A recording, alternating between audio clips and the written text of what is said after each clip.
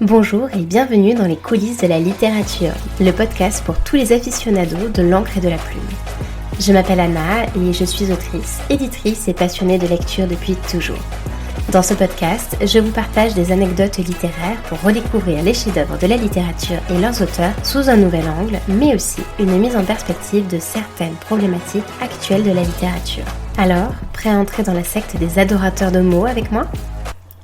Bonjour à toutes et à tous, je suis ravie de vous retrouver pour notre épisode mensuel consacré à la méthode d'écriture d'un ou d'une écrivaine renommée. Et aujourd'hui, sans plus attendre, je vous laisse deviner de qui nous allons parler avec un avant-goût, grâce à l'écoute d'un des passages les plus célèbres de la littérature mondiale. C'est parti. Vous venez me dire que vous m'aimez contre votre volonté. Croyez-moi, je ne pensais pas... N'est-ce pas là une bonne raison à mon impolitesse? Mais j'en ai d'autres et vous n'êtes pas sans le savoir. Lesquelles? Croyez-vous que je puisse accepter l'homme responsable d'avoir détruit, et peut-être pour toujours, le bonheur d'une sœur qui m'est si chère?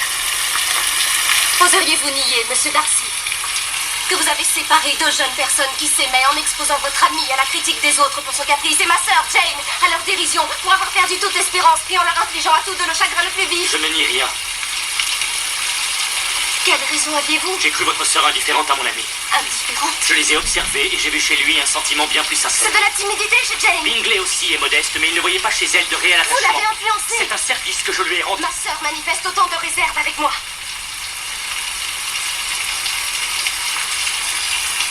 Je suppose que vous pensiez que la fortune de votre ami pesait Non, lourd dans la je n'ai jamais balance. cru votre sœur intéressée, bien que cette Comment pensée... quelle pensée? Ce mariage présentait certes de gros avantages Ma pour sœur une jeune vous a donné fille. cette impression? Non, toutefois je dois avouer que c'est poser le problème de votre famille. Ah, ce fameux passage d'Orgueil et Préjugés, bien évidemment il s'agit là de l'adaptation cinématographique du roman célébrissime de Jane Austen.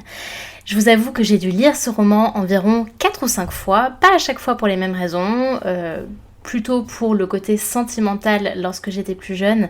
Et puis ensuite, eh bien en fait, on ne se lasse pas de cette plume, de cet enchaînement et de cette maîtrise narrative de Jane Austen, ce qui fait qu'on y revient aisément. Vous l'aurez bien sûr deviné, donc aujourd'hui nous nous plongeons dans la méthode d'écriture de la grande, de la mordante, de la pétillante Jane Austen. Mais avant de vous livrer les secrets de ces manuscrits, vous le savez, on commence par quelques repères biographiques. Je ne vous ferai pas l'affront de vous présenter son célèbre roman Orgueil et Préjugés, mais peut-être qu'il est en revanche utile de rappeler quelques faits sur sa brève existence. Jane Austen naît le 16 décembre 1775 à Steventon, dans le Hampshire, en Angleterre. Elle naît au sein d'une nombreuse fratrie puisqu'elle est la 7e des 8 enfants de George Austen, un pasteur anglican, et de Cassandra Leigh Austen. Elle a 6 frères et une sœur, Cassandra, dont elle sera très proche toute sa vie.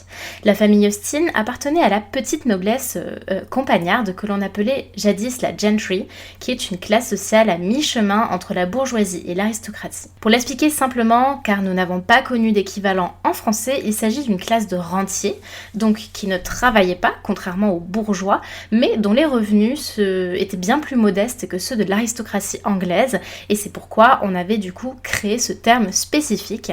Et d'ailleurs, là, dans l'extrait que je vous ai passé, il y a justement ce statut social de la gentry auquel appartient Elizabeth et Jane dans le roman Orgueil et Préjugés et dont il sera fréquemment question dans les écrits de Jane Austen.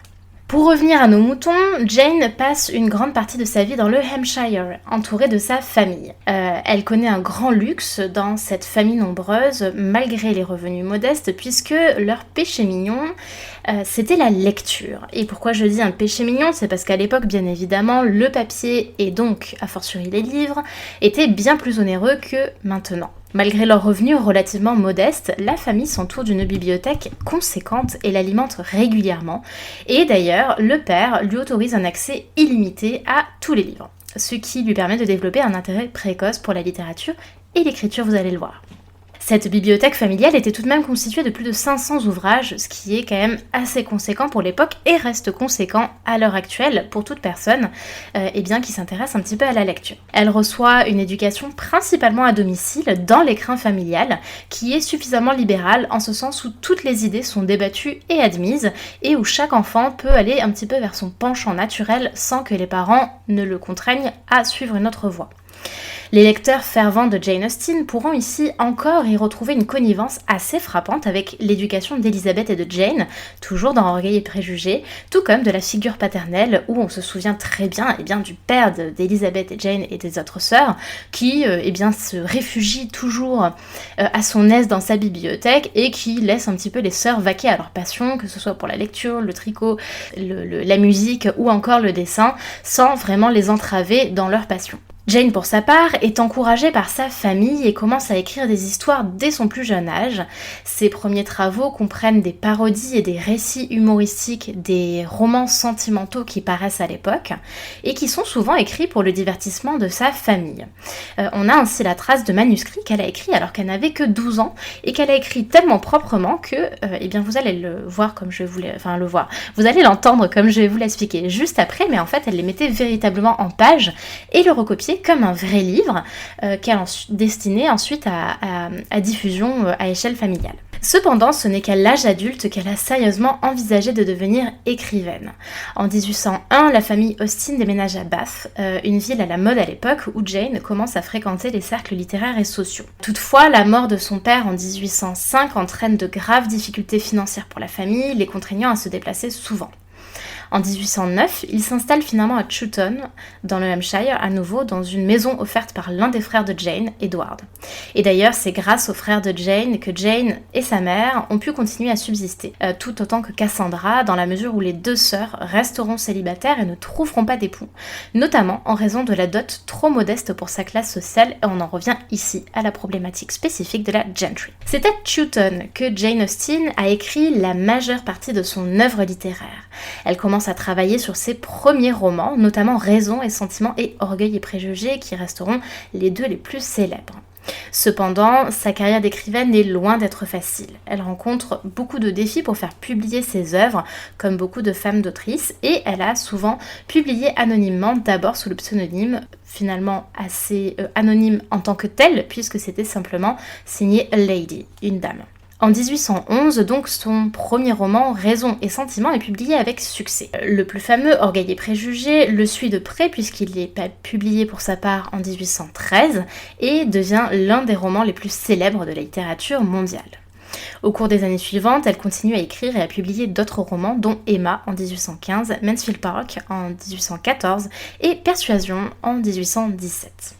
Malheureusement, la santé de Jane Austen commence à décliner et ce, dès les années 1810. En 1816, elle est gravement malade et malgré quelques périodes de rémission, sa santé se détériore rapidement. Elle décède le 18 juillet 1817, à l'âge finalement assez jeune de 41 ans, à Winchester, des suites d'une maladie qui reste non diagnostiquée avec certitude, mais qu'on peut probablement attribuer à la tuberculose. Au final, même si Jane avait un relatif succès commercial de son vivant qui lui a permis une relative indépendance financière, son œuvre est surtout devenue extrêmement influente après sa mort. Ce sont devenus des classiques de la littérature anglaise, admirés pour leur perspicacité sociale, pour leur humour et leur exploration des relations humaines. Et si on devait un petit peu les classifier, on pourrait dire que c'est surtout une critique des romans sentimentaux de la seconde moitié du XVIIIe siècle, et qu'on a une certaine transition. Jane Austen appartient donc entre ceci, donc cette sorte de parodie, et en même temps un courant qui se développe comme celui qui va être et va devenir le réalisme littéraire du XIXe siècle. Les intrigues de Jane Austen sont essentiellement de nature comique, c'est-à-dire qu'elles ont un dénouement heureux. Par exemple, toujours, désolée je le reprends, avec l'union d'Elizabeth et de Darcy dans Orgueil et Préjugés, mais en même temps traitent de problématiques sociales qui sont un peu le fil rouge conducteur de son œuvre, puisqu'on y retrouve toujours la dépendance des femmes à l'égard du mariage pour obtenir un statut social et une sécurité économique, tout comme cette description de la gentry et du contexte rural et mondain dans l'Angleterre du 19e siècle précoce. Toutefois, l'objet de cet épisode n'est pas d'entrer dans tous les détails de sa vie, c'est simplement pour poser des petits jalons biographiques qui vont nous permettre dès à présent de nous pencher dans ce que nous révèlent ces manuscrits et ces brouillons sur sa méthode d'écriture. C'est parti tout de suite pour la méthode d'écriture de Jane Austen.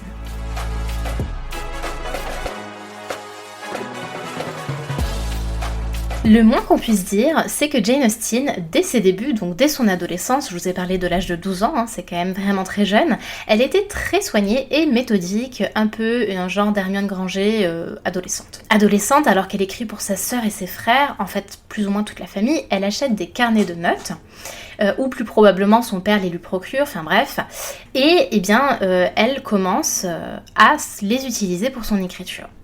Moi, pour vous poser un petit peu le contexte, quand j'utilise des carnets de notes pour mon écriture et mes idées de romans, ce sont des brouillons avec des phrases un peu éparses, des idées qui sont parfois sans queue ni tête pour un chapitre ou un autre, enfin je les note un petit peu au gré de mon inspiration et c'est à ça que ça me sert. Globalement, ils sont couverts d'une écriture relativement illisible que je rature au saut du lit, enfin c'est pas très joli à voir et franchement, je pense que personne d'autre à part moi ne peut y comprendre grand chose. Par comparaison, mais bien évidemment, comparaison n'est pas raison, surtout quand il s'agit de Jane Austen, elle, même à 12 ans, elle s'emploie rigoureusement à tout écrire proprement, à présenter ses carnets quasiment comme des livres finis, avec une table des matières, une écriture non raturée, qui, en somme, eh bien finalement n'ont rien à voir avec des carnets qui pourraient s'apparenter à des brouillons. Et vous allez voir que cette caractéristique précoce, elle va le garder tout au long de sa vie, puisque tout au long de sa vie, elle va écrire ses livres, ses manuscrits, dans des carnets de notes qu'elle finira par fabriquer elle-même. Ce qui est intéressant, c'est que ces carnets étaient bel et bien plus ou moins des livres, dans la mesure où l'on sait que ces œuvres de jeunesse, essentiellement satiriques, ont circulé au sein de cette famille nombreuse et ont probablement influencé sa méthode d'écriture par la suite. Une fois adulte, même pour ses romans les plus célèbres, donc Persuasion, Raison et Sentiment, Orgueil et Préjugés, notre chère Jane continue de vouloir faire complexer tous les auteurs et autrices qui viendront après elle en digne précurseuse d'Hermione Granger. Non, j'ai pas du tout d'amertume en disant ça. Et elle crée elle-même des tout petits livrets de papier qui lui serviront de brouillon. Quand je dis qu'ils sont tout petits, c'est que ce sont quand même des livrets dont les plus grands font entre 19 par 12 cm pour certains, ce qui est déjà un carnet plutôt modeste, et parfois les plus petits font entre 15 cm donc de hauteur et 9 cm de large. Qu'elle couvre, donc elle les fabrique, donc elle fabrique ses livrets avec des papiers qu'elle plie, qu'elle achète chez le papetier, et ensuite qu'elle relie elle-même, qu'elle coud les différents livrets, et qui vont lui servir de brouillon. À l'époque, c'était un procédé assez courant de se servir de livrets comme ça pour faire des brouillons plutôt que d'avoir des feuillets volants, notamment dans le monde anglo-saxon, mais le cas échéant, souvent il y avait le recto qui était utilisé pour le premier jet, et le verso permettait après d'apporter des corrections et donc du coup de procéder comme un véritable brouillon, sauf que ce ne serait pas sur des feuilles volantes. Jane, elle, et c'est là qu'on voit sa maîtrise narrative, elle couvre le recto et le verso. Dès le premier jet, le tout avec une écriture extrêmement serrée et quasiment aucune marge. Du coup là, pour vous permettre de l'imaginer, puisque vous ne pouvez le faire que par le son et non pas par le visuel, il faut vous imaginer des petits carnets comme ce que nous on pourrait prendre dans un sac ou quasiment dans la poche, qui sont couverts d'une minuscule écriture sur toutes les pages, sans aucune marge et quasiment sans interligne. Contrairement à Victor Hugo par exemple, dont je vous avais expliqué le processus créatif dans un précédent épisode et qui composait tout sur des feuillets volants, en changeant parfois radicalement de place un passage avec un autre au gré de son inspiration, Jane, elle, procède de manière méthodique et surtout quasiment d'une traite, et c'est ça qui est impressionnant. La progression est implacable et la forme du livret l'incite d'emblée à proposer une version quasiment aboutie de ses romans. Alors bien sûr, elle fait des corrections, ne me faites pas dire ce que je n'ai pas dit, mais il y en a relativement peu par rapport à d'autres auteurs ou autrices, et surtout, alors est-ce que c'est par économie de papier ou par une abondante confiance en elle, en tout cas, elle ne prévoit aucune place pour les effectuer. Et donc quand elle effectue des corrections, des ratures, etc., elle les développe soit de manière très minuscule entre les lignes, soit elle colle carrément des petits morceaux de papier à la manière d'un patchwork, qu'elle peut déplier donc dans le minuscule espace de marge qu'elle laisse, ou qu'elle épingle carrément à la page. On sait également qu'elle était très rigoureuse en écrivant tous les jours pour donner ensuite ses textes à relire à sa sœur Cassandra, qui a été sa complice de toujours, et finalement une sorte de bêta-lectrice attitrée. Comme je le disais, bien sûr, certaines pages sont malgré tout raturées, c'est comme tout écrivain, un processus d'écriture, c'est progressif, et donc malgré sa progression très linéaire dans son écriture, elle les révisait tout de même, mais encore une fois, c'était à la marge, et Surtout, on est loin des ratures et des insatisfactions chroniques de Flaubert, par exemple, que je vous ai présenté le mois dernier. On peut supposer que si Jane économisait le papier par souci financier, vu les revenus modestes dont elle jouissait, ça se soit aussi progressivement transformé en contrainte créative dont elle avait besoin pour se discipliner et recentrer son écriture sur un art dépouillé. Il faut quand même imaginer, donc écrire de cette écriture minuscule et dans un tout petit carnet, dans un tout petit espace, ça requiert un effort intense de concentration dont elle avait sans doute besoin pour fixer sa vision et écrire sur ces minuscules supports. Sans doute que cette forme et cette contrainte de forme dans l'écriture explique aussi en partie pourquoi est-ce qu'on a une écriture aussi sobre, aussi fluide, qui ne part pas dans 10 000 entremêlements syntaxiques, etc. Quand on lit Jane Austen, on est en effet surpris par vraiment la modernité de son écriture et par sa fluidité de lecture. Enfin, on a également quelques témoignages posthumes qui proviennent principalement de ses nièces et qui nous sont parvenus et qui semblent indiquer que si Jane n'utilisait pas ou peu de brouillon, en tout cas pas au sens volubile de feuilles volantes, c'est notamment parce qu'elle composait probablement une partie de ses pages dans sa tête, phrase par phrase, avant d'aller les poser sur le papier. Notamment les dialogues, qui sont les passages qui sont le moins retravaillés dans ses manuscrits. Par exemple, on a le témoignage de deux nièces, Marianne et Louise Knight, qui, évoquant probablement la visite de Jane Austen chez elle à l'automne 1813, racontent bien plus tard le souvenir d'avoir vu leur tante Jane écrire et qui décrivent Tante Jane, alors là je cite, se tenait assise silencieusement à l'ouvrage, cousant à côté du foyer dans la bibliothèque, se taisant pendant un bon moment, et puis soudain éclatait de rire, se dressait en sautant et traversait la pièce en courant jusqu'à une table où il y avait des plumes et du papier, écrivait quelque chose et retournait près du feu, reprenant tranquillement son ouvrage comme auparavant. Le système général qu'on observe dans les brouillons d'Austen, donc des passages plutôt nets, sans correction, interrompus par des sections densément remaniées, suggère du coup qu'il y a non seulement la transcription des conversations qui prenaient forme dans sa tête avant le moment même de l'écriture, mais aussi qu'en tant qu'écrivain, Jane Austen était un auteur à processus plutôt qu'à programmation, c'est-à-dire en gros, pour le reformuler dans les expressions que nous on emprunte aujourd'hui, elle n'était pas architecte, elle était plutôt jardinier, elle écrivait spontanément en comptant assez peu sur des plans conçus à l'avance ou sur des notes, en tout cas on n'a aucune note ou aucun plan qui n'aurait été conservé.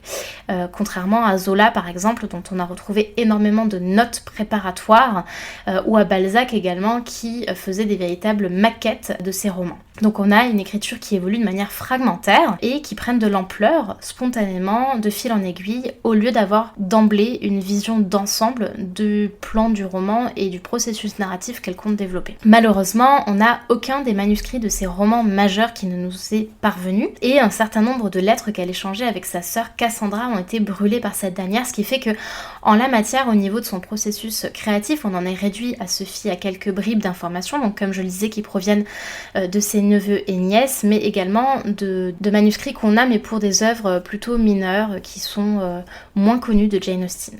De manière générale, néanmoins, on peut sans trop se tromper affirmer qu'elle était d'une rare minutie, avec vraiment une méthode au jour le jour, et également un processus créatif, alors, et bien finalement, presque comme de l'écriture automatique, qui faisait de son premier jet un manuscrit presque abouti. Les dessous de la littérature, c'est tout pour aujourd'hui. On se retrouve la semaine prochaine et surtout, n'oublie pas de t'abonner pour recevoir tous les derniers épisodes. À bientôt!